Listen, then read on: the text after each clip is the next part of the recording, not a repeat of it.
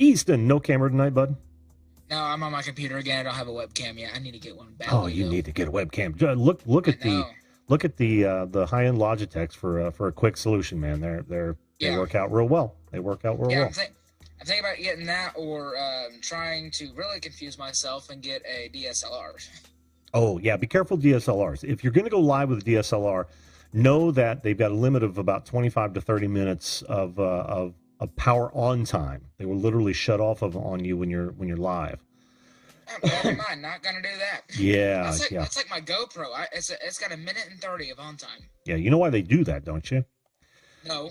Well, because I think it costs them more to import camcorders than it does SLRs, and if they have the cutoff, then they can still classify themselves as photography equipment rather than video equipment.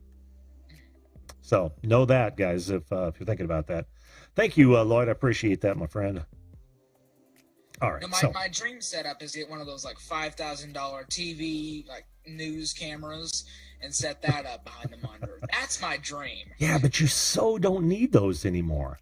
I got my teleprompter for $100 on eBay, and it was brand new. I lucked out. It said it was used, but when I got it, it was still in the nice case and just impeccable. I mean, it was flawless, and it was normally about $300. The cameras that I have, actually, if you want a really good camera, look at the Sony. What is it? The AX53 and the 33. They're both capable of 4K. And they are just sharp as all get out. You use a converter. What's the capture card, an HDMI capture card, and you can bring it in like any other camera. So you could probably, instead of the $50,000 broadcast, you could have 4K for about $600-700 if you play your cards right. You know what I mean? I mean, it's $600-700 is a lot of money to a lot of people. But it's a lot better than $50,000 for a broadcast camera. Yeah. All right. Well, we know what you play, but perhaps the audience doesn't. Easton, tell us what musical instruments you play. I play guitar and ukulele. I'm learning piano, and thanks to me learning piano, because of plugins and MIDI instruments, I can basically play whatever I want. Ah, very good. Very good. Because of the wonderful world of technology where you can just play fake instruments. Well, that is the truth, man, because those keyboards can be just about anything nowadays. Yeah. Have you seen the guitar that can do the same thing? No. It's a total fold-up guitar, and I didn't mean to get off the subject here, but it's just remarkable. I mean, literally, you leave the strings on it, and it folds up, but it also it has a processor on it that you can, and an app that comes with it, that you can make it play any type of instrument you want, and even sample sounds, and bring it into it.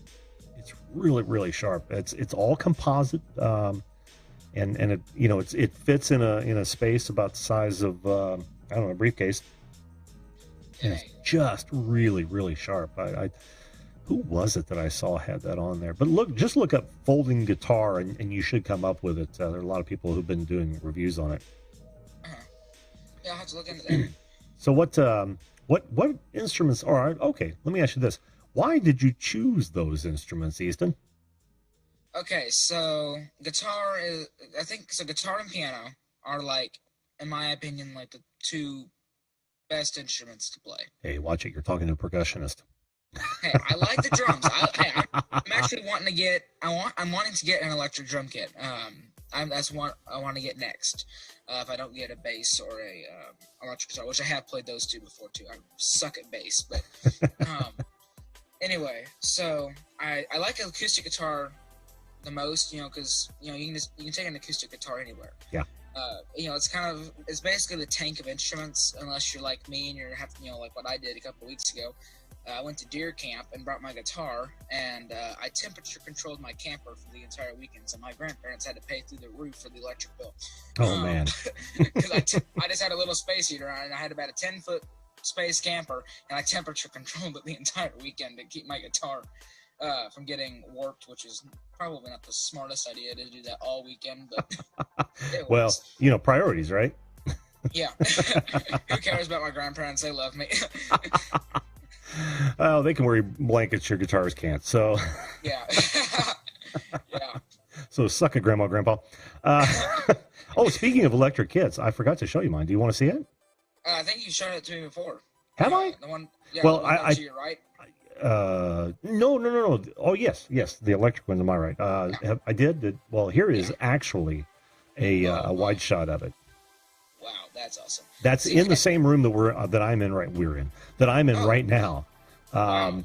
Yeah, but it's an older one though. The problem with that one is it's got some age on it. It was wonderful when it first came out, but it's got some age on it now. Yeah. So I've heard of this. I don't know if it's a true thing or not, but before I actually spend like $5,000 on an electric drum kit, I've heard of such thing as practice pads that are not like actual drums; they're just pads. Is that an actual thing? Oh, it sure is. In fact, I think Roland's got a whole set that sits up on a rack, kind of like that, but not near as elaborate, right? Yeah. And it'll come like a 5-piece, so you'll have a snare and maybe 2 toms and a floor tom, but they'll all be hanging on the rack, and then a couple plastic cymbals and a hi-hat. And they're just like the standard practice pads that you would use, like just to build your chops when you're doing like rudiments and that sort of thing. Yeah. But yeah, it's and it works just like. In fact, I'd probably find one for you. I'll have to get on Amazon, or you can send one to me or anything. Yeah, I'll have to get into that. So is it just use like the regular drumsticks or? Oh yeah.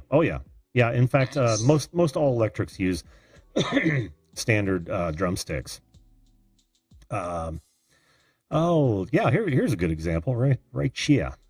We will just... Yeah, my friend has one, and he I guess it's some kind of, I guess it's made out of cloth or something, just to where it's supposed to have the feel of the kit, because he said that he had something that he filled up with freaking popcorn kernels. Oh no, he's thinking of the it's more like a screen, not a fabric. It's a tight screen, and that's what Roland's known for. This is probably the most inexpensive one. This is Gibraltar, and it's a really good one.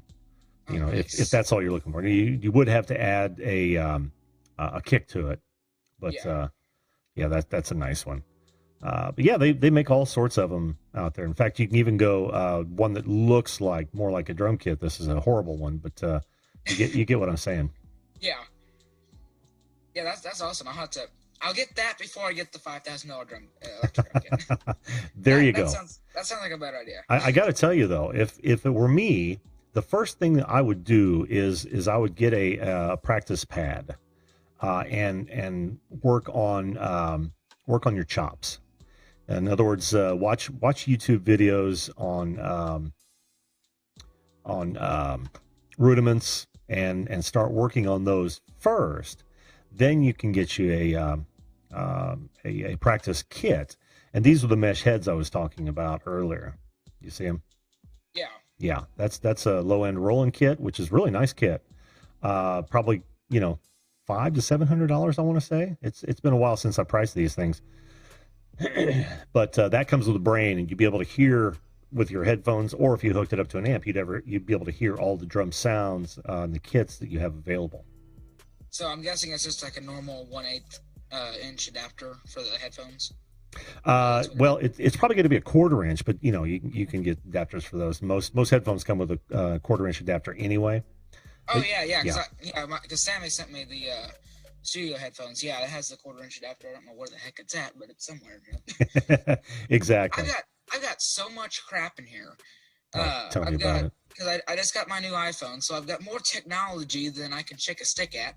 So I've got guitar pick holders and wireless chargers, LED lights that I used to use as lighting, and computer crap component stuff, and pocket knives from unboxings and everything everywhere. Oh yeah. I need to clean up my desk very badly. Yeah, well, good luck with that, because once you start collecting, and forget my language, but once you become a gear slut, and that is what I refer to us, it is so hard to stop yourself. Not only that, but it's hard to part with it as well once you're in that deep.